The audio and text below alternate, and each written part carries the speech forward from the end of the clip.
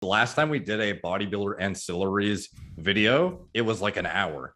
If you Yeah, were I to wanted to add that if to you that were to list. Yeah. if you were to summarize like that hour-long video into like just the compounds themselves,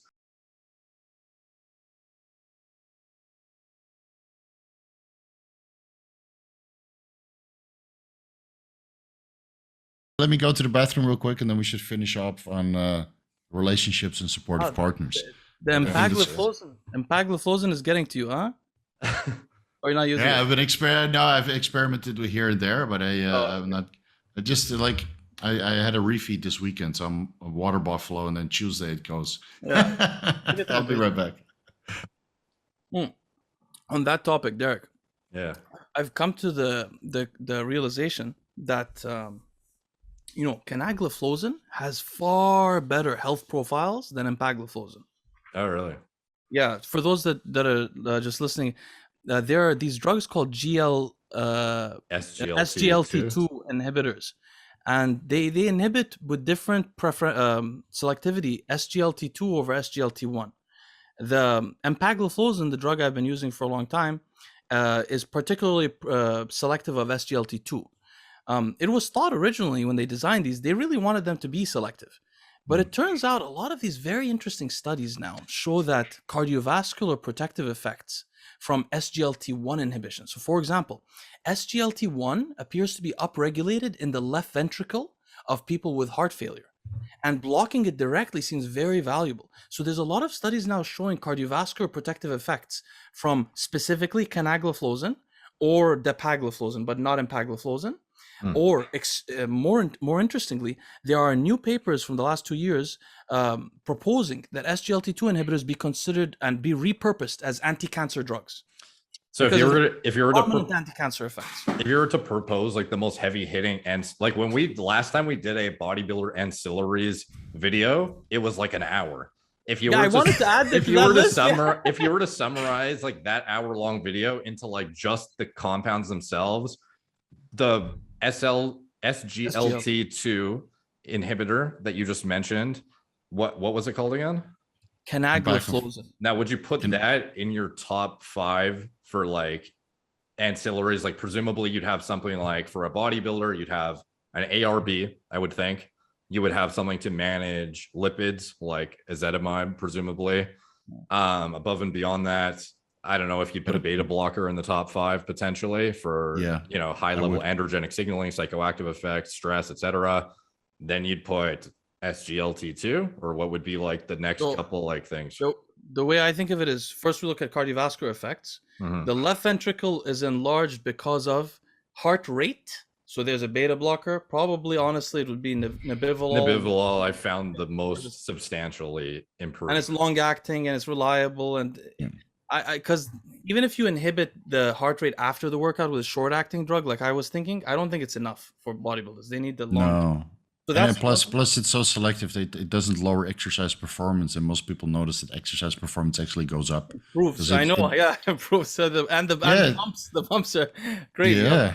Anyway, so beta blocker, and then what other thing enlarges the heart? It's pressure. So blood pressure medication, either ACE inhibitor or ARB. I would prefer an ARB. And then one of the other effects is your LDL cholesterol rises by about 50%, HDL lowers by about 30%. So first thing is 10 milligrams of ezetimibe. See if your LDL goes to 80. If it doesn't, consider 5 milligrams rosuvastatin, a kind of statin, once or twice a week. Wait to see if your LDL goes to 80. It might. If it doesn't, then maybe use a higher dose. Or, by the way, instead of rosuvastatin, the other great statin is called pitavastatin. 2 milligrams is a starting dose. Pitavastatin not associated with insulin resistance. Rosuvastatin is, but rosuvastatin doesn't pass the blood-brain barrier, so it leaves your brain more intact. So those are the cardiovascular effects. And then in terms of diabetic medications, the reason why we're talking about SGLT2 inhibitors, they're particularly kidney protective. They're the only kidney protective medication known to man other than blood pressure medications. So, and they're potently kidney protective. And so out of those, canagliflozin is the most powerful. I would potentially start with empagliflozin until someone gets used to it, because you'll pee like a racehorse for the first couple of weeks. It's really weird. You pee like with a heavy pee. It's a weird kind of pee, and But anyway, then after It's you like fasting. You keep pooping, but it's you didn't even it's eat. pee. You know, Yeah, it's detoxing all the time. Where's this coming from? You know, another valuable part, though, Steve, if you think about it, because that diuretic effect is going to be very useful for a bodybuilder. So yeah. anyway, so canagliflozin or empagliflozin, that's canagliflozin 300 milligrams, empagliflozin 25 milligrams. I just switched over to canag. But then there's the GLP-1 agonist I mentioned earlier, the thyroid medication we mentioned earlier. Those things may be protective as well in some way. Yeah. But the basic list is ARB, beta block. So for blood pressure, ARB, beta blocker for heart rate, maybe an SSRI for your brain, because you're going to work specifically against serotonin with androgens, and then for sure empagliflozin or canagliflozin. Yeah, and that's just the SSRI is just not to turn into a dickhead, because many guys on high dosages of androgens, they kind of go off the deep end, you know. Yeah, I'm trying to think. Is there something else I take? I take a lot of things though. I take ezetimibe. Well, no, that's most of the list. Yeah, ezetimibe and the statin also. Yeah, maybe 100 micrograms T4, you know, just as a first step. Yeah, as a first step. So I'm on nebivolol, ezetimibe, telmisartan, and T4. You guys are both on metformin now too, as well. Yeah, once in a while. Yeah. Yeah, so you're taking metformin once a week then, Steve? Yeah, just so 500 to 1,000 milligrams metformin XR, extended release, before bed after a cheat meal, just to get some insulin sensitivity, dispose some of the glucose, because I always eat too much on Sunday, I'll be honest. Yeah, just for anybody who's listening to this, some people may be listening, they say, hey, it's not a glucose disposal agent. Metformin acutely improves liver function, acutely. Yeah. So if you're having a high stress event on your liver, like a cheat meal, I really think it would be beneficial. When I started going back to the gym, I thought, hey, this lactic acid buildup is going to prevent me from being able to gain my strength back. I thought so. I gained a lot, not all my strength. I gained a little bit of my strength back. I feel okay now. So I'm like, okay, I'll start using it again. No change in performance. In fact, zero change. In fact, I didn't go to the gym for a week in between these 2 weeks. So like, it's been really 3 weeks. I started taking metformin, went to the gym a week later, having not trained for a while, hit the same exact reps and sets on everything. And I was on 2 grams of metformin, and it was a week later. I should have been weaker, to be honest.